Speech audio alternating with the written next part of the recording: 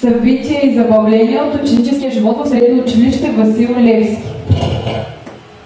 Вики ти?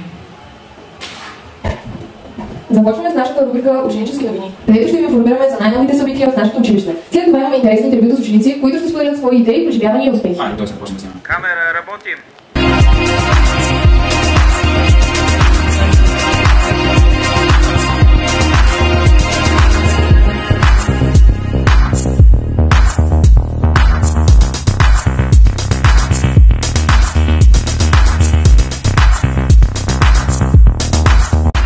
Здравейте, приятели! Вие сте с поредната емисия на нашата ученическа телевизия Глобус. Аз съм Дани, а с мен е Вики и днес сме изключително развълнувани да бъдем пред вас, за да споделим интересни новини, събития и забавления от ученическия живот в средно училище Васил Левски. Започваме с нашата рубрика Ученически новини, където ще ви информираме за най-новите събития в нашето училище. След това имаме интересни интервюта с ученици, които ще споделят своите преживявания, идеи, успехи.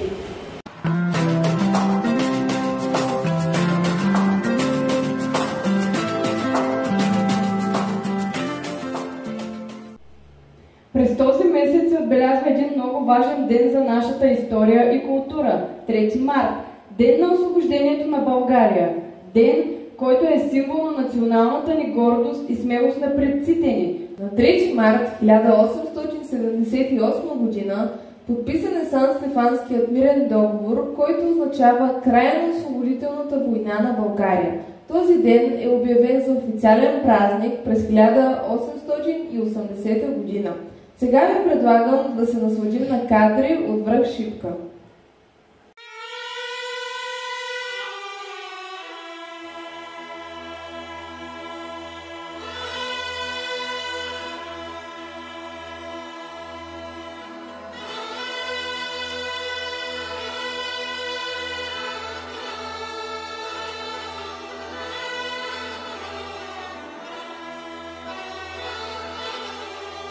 Българи, юнаци!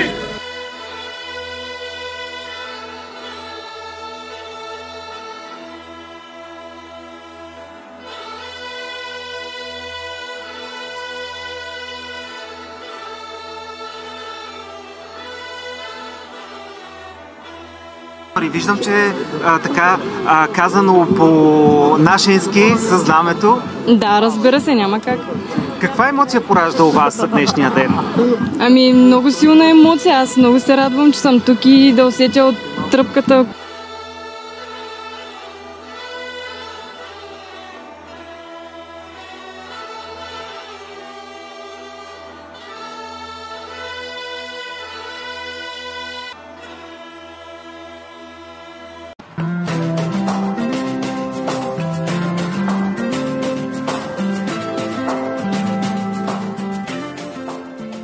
През изминалата седмица ученичките Златка Дянкова от 12 клас, Летисия Льондева и Диана Златева от 11 клас участваха в 4-та национална ученическа конференция на тема «Изкуственият интелект и трансформацията на образованието», организирана от Висшето училище по застраховане и финанси и Националната асоциация на преподавателите по икономика. Тя се проведе в хибриден формат на 15 март 2024 година в университета и платформата Google Meet и гимназистките представиха своята позиция и идеи за въздействието на изкуственият интелект върху образованието, икономиката и обществото като цяло.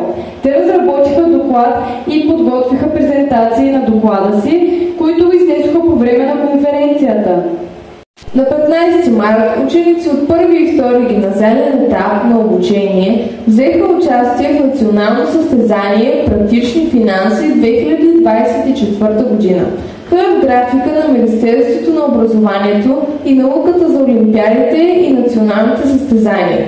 В хода на състезанието ученици от първи и втори гимназиален етап, разпределени в 2 състезателни групи, се конкурираха при решаването на комплексен тест и предлагането на решения на казус в областта на управлението на личните финанси. Чрез създаване на продукт или услуга, предназначени за справяне с конкретни житейски финансови ситуации, и за вземане на финансови решения. В периода от 18 до 24 март ще се проведат различни инициативи, свързани с Световната седмица на парите. Конкурс «Моята паричка», национален конкурс за ученици в гимназиален етап също на 18 март.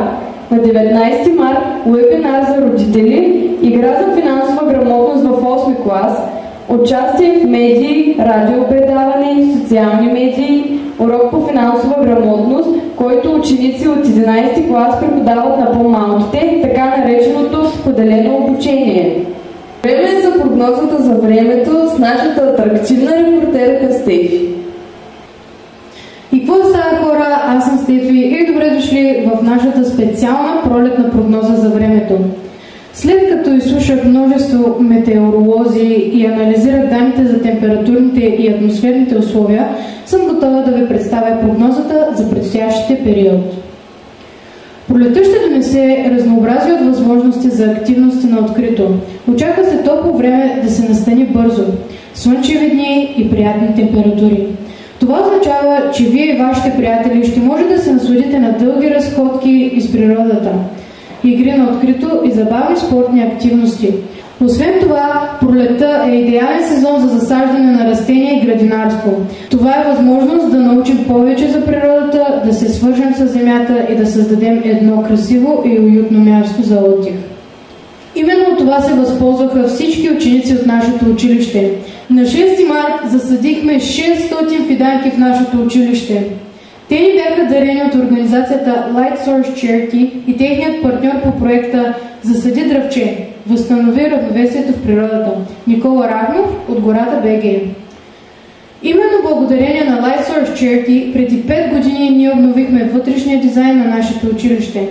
И така, приятели, не пропускайте възможностите да се забавлявате и изследвате природата. Весела пролет!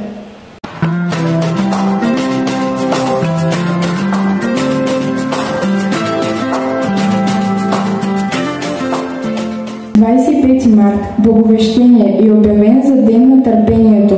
Търпението е едно от най-важните качества, които човек трябва да притежава. За да бъде търпелив, той трябва да умее да контролира ситуацията, себе си, емоциите си, да е силен и устойчив, да притежава в характера си и други синоними на търпение, като търпеливост, спокойствие, благост, сдържаност, въздържаност, самообладание, издръжливост, упоритост, постоянство, настойчивост, толерантност, търпимост, твърдост. Търпението изисква силна воля и е присъщо за умните и разумните, за тези, които знаят какво искат и са готови да понесат необходимото търпение, за да го постигнат. То е разглеждано като добродетел и оценявано като най-ценното съкровище.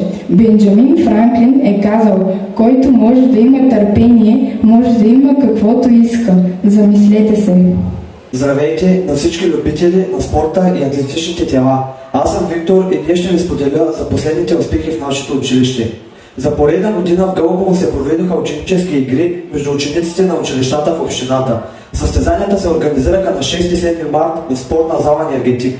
Футболистите 8-10 клас, които се класираха за областния кръг, са тези на средно училище Васил Левски. Спечелили срещу отбор на професионална гимназия по енергетика и електроника. В категория 5-7 клас отборът по бадминтон, момчета и момичета на нашето училище победиха състезателите на второ основно училище Христо Ботев с резултат 5-0 и ще представят община Гълъбово на областния кръг. Поздравления и за тяхната невероятна госпожа Галина Георгиева, която ги ръководи и тренира. Всички ние им пожелаваме много късмет на областния кръг. Поздравления и за нашия талантлив борец Божидар Петров Велков, ученик от 4-ти Б клас, който спечели бронзов медал на държавното лично първенство за борба свободен стил. Освен спорта, имаме и други поводи за радост. В националното състезание Многознайко, раздел Родна реч, пролетен кръг, нашето училище извоюва 12 златни, 3 сребърни и 5 бронзови медала. Благодарение на подготовката от учителите по български език и литература госпожа Кремена Колева и госпожа Таня Каравасилева. Благодарение на труда и упоритостта на госпожа Биляна Димитрова и госпожа Милена Стоянова, уникален резултат е постигнат и на Международна олимпиада Кингс по английски език. Всички ние от екипа на телевизия Глобус им пожелаваме успех в финалния етап.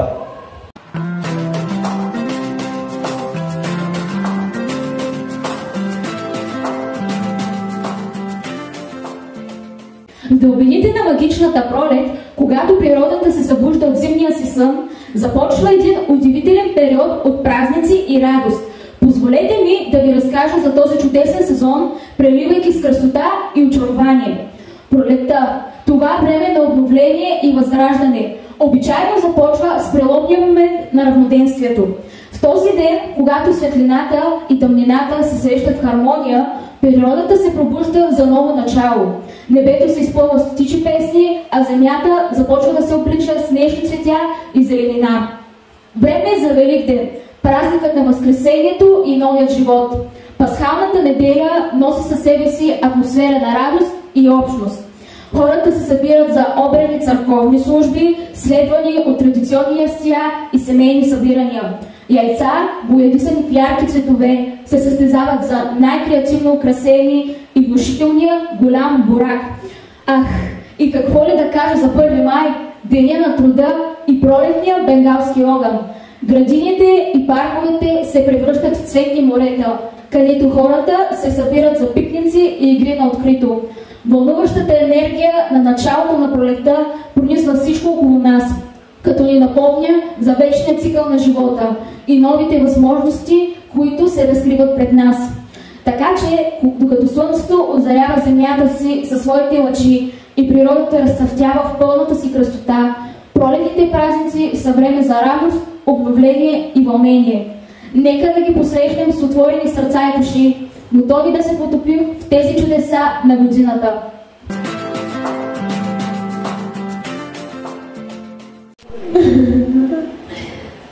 Ако някъде не се харесвате, го връщам. Може да се види. Освен спорта... Добре, да почвам. Да. Освен спорта, имаме и други поводи за гордост. Освен това оттам и по-високо. Освен това... Освен това, пролетта е идеален сезон за засаждане на растения и градинарство. Това е възможност да научим повече за природата, да се свържем с земята и да създадем красиво и Да създадем оттам. Не мога, господине. Това е възможност. Айде. Това е възможност да се научим. И. Това е възможност да научим. Айде да си. Чай сега, стягам се. Това е малко надолу. Аз малко зацепих на... Аз ще го изрежа. Господине, ако те е част. Ако искаш го кажи още веднъж. Да. Айде, от твоите думи. Айде. С усмивка обаче го направи. Добре. Започваме с нашата рубрика Ученически новини, където ще ви... Вие го мърда, че стана разногледано.